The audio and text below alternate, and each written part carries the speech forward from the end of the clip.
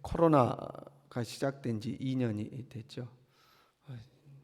시간이 지나니까 사람들이 이제 좀 익숙해지는 것 같습니다. 그래서 과거 초기에 코로나에 대한 두려움, 그 움츠려드는 것보다 훨씬 많이 자유로워진 걸 볼 수가 있습니다.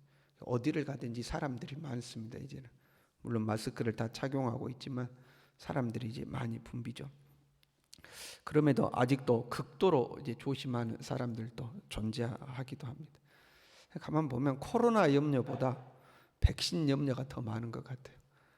자녀들이 백신을 맞잖아요. 지금 고등학생들, 중학생들 이렇게 백신 맞으니까 코로나 자체보다는 백신 맞는 거에 대한 어떤 염려들, 부작용은 없을까 이런 염려가 더 많은 것 같다는 느낌을 받기도 합니다. 건강과 생명을 지키는 것은 우리가 당연한 거죠. 우리의 건강과 생명을 지키기 위해서 우리는 계속해서 경계하고 긴장하고 바이러스가 침투하지 못하도록 우리 자신을 철저히 지켜야 함이 필요합니다. 건강과 생명을 지키는 것이 소중하듯이 영적인 건강과 생명도 소중하게 여겨야 됩니다. 바이러스가 침투하지 못하도록 우리 자신과 주변을 철저히 지키는 것처럼 우리의 영적인 이 생명 가운데도 영적 바이러스가 침투하지 못하도록 우리는 깨어서 우리를 지켜야 하는 거죠. 우리가 영적으로 긴장하고 경계해야 하는 것이 있죠. 그것은 죄입니다. 죄는 우리의 영혼을 파멸시키고 우리의 삶 전체를 멸망시키죠. 그래서 죄는 우리가 철저히 경계를 해야 됩니다. 바이러스 경계하듯이 죄는 철저히 경계를 해야 되죠.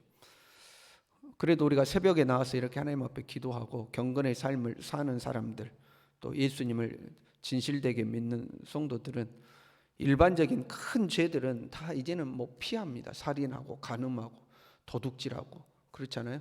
거짓말하고 하는 것은 우리가 그러한 죄들은 어느 정도 다 피하죠. 그런데 우리가 미처 발견하지 못하거나 방심하지 못하는 아주 심각한 죄가 있습니다. 그것은 교만입니다. 교만입니다. 그래서 교만은 패망의 선봉이요 거만함은 넘어짐의 앞잡이니라 그랬죠. 하나님은 교만한 자를 멀리하신 자라고 그랬죠. 교만한 자에게서 하나님은 얼굴을 돌리신다고 그랬어요. 그래서 교만이 찾아오면 그 교만은 우리를 패망으로 이끌게 되어 있습니다. 경건의 삶을 살아요. 우리처럼 경건의 삶을 삽니다. 교회 봉사도 열심히 합니다. 헌신합니다. 도덕적으로나 윤리적으로도 훌륭합니다. 그래서 교만해지기가 쉽습니다. 내가 뭐든지 잘하고 있으니까 나름대로 성공했고 나름대로 삶도 안정되고 누가 보기에 무시당할 정도도 아니고 교회도 열심히 다니고 그러니까 교만해질 수가 있습니다. 우리가 방심하기 쉬운 거죠. 교만이 슬그머니 찾아오는 거죠. 죄는 그 특성 자체가 삶을 파멸시킵니다. 우리가 독을 먹으면 그 독의 특성 자체가 우리의 생명을 죽이는 거잖아요. 똑같은 거예요. 죄의 특성 자체가 죽이게 되어 있는 거죠. 그래서 죄를 지으면 그 죄 자체가 우리의 삶을 망가뜨립니다. 독약을 먹은 것처럼 우리의 삶을 망가뜨리죠. 그러나 한편으로 우리가 범죄하면 하나님이 우리에게 형벌을 주실 때가 있습니다. 내버려둬도 죄 지으면 죄 때문에 우리가 망하게 돼 있어요. 그 죄의 특성 자체가 마치 독약처럼 우리를 죽이는 거니까. 그런데 하나님은 하나님의 백성이 범죄하면 하나님의 백성을 징벌하시죠. 그 징벌은 이유가 있지 않겠어요? 파멸시키기 위해서 징벌하는 것이 아니고 돌이키기 위해서 징벌하시는 거죠. 하나님의 백성들이 잘못된 길로 가고 있으면 야, 네 정신 똑바로 차려 하고 돌이키기 위해서 이제 징벌을 하시는 거죠. 교만도 똑같아요. 교만하면 교만 그 자체가 우리의 삶을 망가뜨립니다. 여러분, 교만한 사람 좋던가요? 교만한 사람을 좋아할 사람이 아무도 없습니다. 의시되고 자기 자랑하고 다른 사람 무시하고 뭐 교만해요 그 사람이. 그러면 내가 어쩔 수 없는 관계 속에서 그 사람에게 머리를 숙여야 할 때가 있습니다. 근데 속으로는 두고 보자 하고 있죠. 그리고 내가 그 사람에게 벗어날 수 있는 상황만 되면 언제라도 미련 없이 등을 돌려버리죠. 교만한 사람은 다 싫어요. 사람이 다 싫어한 거예요. 그러니까 교만이라는 자체가 마치 범죄하면 범죄 자체가 그러는 것, 죄 자체가 그렇듯이 독약 자체가 그렇듯이 교만 자체는 우리의 삶을 파멸로 이끌어갑니다. 결국 사람들이 떠나고 관계가 흐트러지고 내게 찾아올 복이 내게 오지를 않죠. 무너집니다. 그러나 마찬가지로 하나님은 교만한 자를 친히 다루실 때가 있습니다. 죄 짓는 백성들을 깨우치시는 것처럼 교만한 자를 하나님께서 친히 다루시는 경우가 있죠. 교만하니까 하나님 어떻게 다루겠어요? 교만하니까 낮추시는 거죠. 낮아지도록 만들어요. 교만의 이유가 되는 것들을 제거해 버리는 거죠. 저 사람은 돈이 많아서 교만해. 그러면 그 돈을 하나님이 제거해 버리는 거죠. 저 사람 지위가 높아서 교만해. 그러면 그 지위에서 수치를 당하도록 하는 거죠. 저 사람 재능이 많아서 교만해. 그럼 그 재능에 문제가 생기도록 하는 거죠. 그 교만한 자를 하나님께서 이제 다루시는 거죠. 느부갓네살 왕이에요. 대제국의 왕입니다. 자연스럽게 교만해지는 거죠. 그렇지 않겠어요? 당대 최고의 제국이에요. 그 누가 감히 덤비지도 못하는 제국에 그 나라의 왕이에요. 천하만국이 자기 거죠. 자기 하고 싶은 대로 다 할 수가 있어요. 그러니까 자연스럽게 교만해집니다. 그래서 하나님께서는 이 느부갓네살 왕을 이제 다 다루는 거예요. 보통은 하나님께서 자기 백성들을 다루는 거거든요. 하나님의 백성이 범죄하거나 하나님의 백성이 교만해지면 하나님이 친히 다루는 건데, 느부갓네살은 하나님의 백성도 아니잖아요. 근데 포로 잡혀간 땅에서 누가 참 하나님이냐 이걸 보여주기 위해서 느부갓네살의 교만을 다루는 거죠. 비록 하나님의 백성들이 포로 잡혀가 있지만 그렇다고 해서 하나님이 실패한 것은 아닌 거죠. 그래서 하나님이 어떤 분인가를 보여주기 위해서 이제 느부갓네살의 교만을 다루시는 장면이기도 하죠. 어느 날 꿈을 꿨어요. 모든 술사들과 박수와 술객들과 지혜 있는 자들 다 불러다가 꿈을 해석하라고 하니까 아무도 꿈을 해석하지 못해요. 근데 이제 다니엘은 하나님의 영이 충만한 걸 알잖아요. 다니엘을 불러다가 내가 이런 꿈을 꿨는데 내 이 박수들은 아무도 해석을 못한다. 너는 하나님의 영이 충만한지 내가 아니까 네가 좀 해석을 해봐라 하고 꿈 이야기를 쭉 해준 거예요. 듣자마자 다니엘이 놀라며 마음으로 번민하고 아무 말을 못하고 이제 놀라고 있는 거죠. 괜찮다 그 해석을 말해봐라, 염려하지 말고 말해봐라 하니까 이제 다니엘이 지금 그 해석을 이야기하는 장면입니다. 하늘에 닿은 큰 나무가 있는데 잎사귀는 아름답고 열매는 많아서 모든 새와 이 들 짐승들이 깃들을 수 있는 그런 큰 나무가 있습니다. 그 나무가 곧 왕이십니다. 그런데 하늘에 한 순찰자가 와서 야 밑둥만 남겨놓고 땡강 잘라버려라 그렇게 했는데, 그것은 지극히 높으신 이가 사람의 나라를 다스리시며 자기의 뜻대로 그것을 누구에게 주시며 또 지극히 천한 자를 그 위에 세우시는 줄을 사람들이 알게 하려 함이라. 왕이 그 크고 창대하고 견고한 왕이시지만 그 왕위는 왕의 능력으로 얻은 것이 아닙니다. 하나님이 주신 것입니다. 지금 그 이야기를 하고 있는 거예요.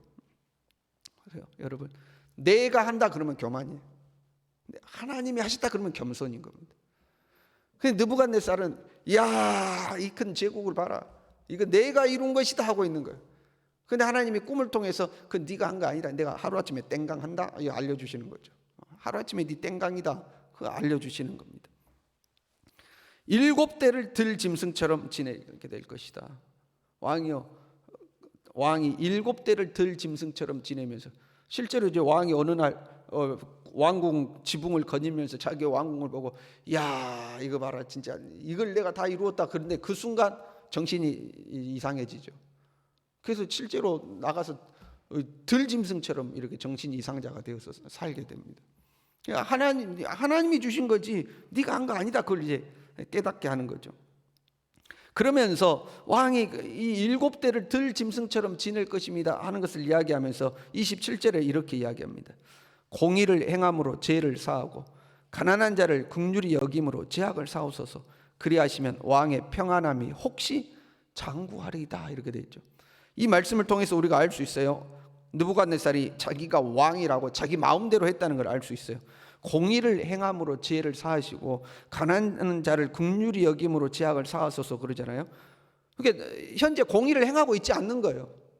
가난한 자에게 긍휼을 베풀고 있지 않은 거예요. 자기 마음대로 하는 거죠. 왜? 내가 왕이야. 내가 이 큰 나라를 이루었어. 내 마음대로 해도 돼 하고 이제 자기 마음대로 하는 거죠. 여러분, 권세가 있을수록 공의가 있어야 됩니다. 내가 왕이니까 내 마음대로 해도 돼 이게 아니고, 내가 왕이니까 나는 더 공정하게 해야 돼 이렇게 돼야 되는 거죠. 그래야 훌륭한 왕이죠. 근데 내가 왕이니까 내 마음대로 해도 돼. 어떤 사람은 법을 이렇게 적용하고 어떤 사람의 법을 저렇게 적용하고 자기 마음대로 하는 겁니다. 그게 이제 교만이죠.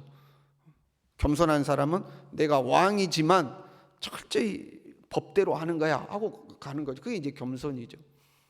자기 마음대로 한 거예요. 그러니까 하나님이 경고하시는 거죠. 이건 지금 이 꿈은 경고예요. 공의를 행하시고 가난한 자를 긍휼히 여기소서. 그리하시면 왕의 평안함이 혹시 장구하리이다. 그 꿈대로 왕이 댕강되지 아니하고 혹시 이 평안함이 그대로 유지될 수도 있습니다. 그러니까 왕이시여 마음을 낮추시고 왕 마음대로 하지 마시고 공의를 행하십시오 이 말이잖아요. 그 이제 신하니까 왕이 마음대로 합니까? 이렇게 말하지 않는 거죠. 공의를 행함으로 제약을 사하소서 이렇게 이야기하는 거죠. 왕이시여 겸손해서 공의롭게 하십시오 하고 이제 이야기하는 거죠. 혹시 그러면 지금의 평안함이 장구할 수 있습니다 하고 이야기하는 거예요. 그게 지금은 경고하는 거죠. 경고하는 거죠. 그리고 실제로 12달이 지난 후에 1년 뒤에 이 느부갓네살에게 이 꿈이 이루어집니다. 1년이라는 유예 기간을 주신 거예요. 하나님은 경고하시는 거죠. 우리에게 경고를 주시는 거예요. 여러분, 우리가요 교만해지고 또 죄 지을 때도 마찬가지예요. 그 마음에 경고가 옵니다. 내가 좀 이러면 안 될 것 같은데 이 경고가 와요. 내 스스로에게 경고가 오지 않는다면 다른 사람을 통해서라도 와요. 네 요즘 좀 사람이 변했다. 옛날에는 그렇지 않았는데 이제 이런 이야기를 듣게 되는 거죠. 사람이 어째 좀 잘 나간다고 좀 뻣뻣해진 것 같아. 이제 이런 이야기를 듣게 되는 거죠. 경고가 오게 돼 있어요. 그런데 교만해지는 사람들은 그 경고를 무시합니다. 오히려 기분 나빠하죠. 사람을 어떻게 보고 하고 이제 기분 나빠요. 어떤 네 마음이 예전과 같지 않고 좀 높아졌다, 교만해졌다는 어떤 신호들이 오면 그걸 받아들이고 내가 정신 똑바로 차려야지. 요즘 내가 좀 잘 나간다고, 요즘 내가 좀 평안하다고, 요즘 내 하는 일이 좀 잘 된다고, 내가 마음이 좀 의식됐나? 하나님 앞에 내 자신을 낮춰야지. 내가 하는 거 아니야. 하나님이 하시는 거지 하고 이렇게 겸손한 마음으로 딱 돌아오면 그 평안함이 장구하리다 이렇게 되는 거죠. 그런데 지나 잘하지 뭐 나한테 자식이 말이야. 우리가 이제 이 마음을 먹는 것 자체가 교만인 거죠. 나를 돌아보지 않고 누군가가 나에게 조언해주거나 신호가 왔는데 지나 잘하지 말이야. 자식이 나를 뭘로 보고, 이 마음 자체가 이제 교만한 거죠. 그러니까 이게 대부분 교만한 사람들은 그 경고를 교만하기 때문에 무시하는 거죠. 그래서 이제 실제로 느부갓네살 왕이 짐승처럼 막 들에 나가서 들짐승과 함께 이제 살게 됩니다. 그 하나님의 다루심이 언제 되는가? 7대를 보내리라 이렇게 돼 있어요. 그 7대를 7년이라고 해석하기도 하지만 7이라는 숫자는 완전한 숫자잖아요. 완벽한 기간이 되어야지만 다시 돌아온다 이 말이에요. 그 완벽한 기간이 언제냐? 26절에요. 하나님이 다스리는 줄을 왕이 깨달은 후에야. 내가 하는 거 아니구나. 하나님이 하셨구나. 나라는 존재는 아무것도 아니구나 하고 겸손해지면 깨달은 후에야 다시 돌아오리라 이렇게 되어 있죠. 그게 7대입니다. 깨달아야 되는 거죠. 34절에도 보면 그 기한이 참에 나 느부갓네살이 하늘을 우러러 보았더니 내 총명이 다시 내게 돌아온지라 이렇게 되어 있어요. 내가 아니고 하나님을 바라보는 거죠. 내가 하는 거 아니구나. 오직 하나님의 은혜구나 하고 하나님을 바라봤을 때 다시 회복이 되더라 하는 거죠. 깨닫고 하늘을 우러러 보는 거죠. 사람은 존귀하나 깨닫지 못하면 멸망하는 짐승과 같다 그랬어요. 깨달아야 되는, 깨달아는 거. 여러분, 우리가 이만큼 사는 거 누구 덕분이에요? 내가 현재 자리에 오른 건 누구 덕분이에요? 깨달아야 돼요. 그냥 의뢰껏 하나님의 은혜죠 이게 아니고 정말로 내 마음으로부터 하나님의 은혜다, 진짜 하나님의 은혜다, 이게 있어야 돼. 그래야 우리의 평안함이 장구한 거. 여러분, 사람 별거 없습니다. 여러분, 우리 별거 없어요. 신체적 능력도 그렇고 재능도 그렇고, 여러분 나사 하나만 삐딱하면 우리도 그 들짐승처럼 되는 거예요. 사람 별거 없습니다. 다 우리는 다 그만한 사람들이에요. 교만해서는 안 돼요. 지금 우리가 이렇게 사는 거 내 능력 아니고 하나님의 은혜인 줄로 믿습니다. 우리는 이 깨달음과 이 은혜 속에 살아야 할 줄로 믿습니다. 그러면 우리의 평안함이 장구하리이다. 이 말씀이 임할 줄로 믿습니다. 기도하겠습니다.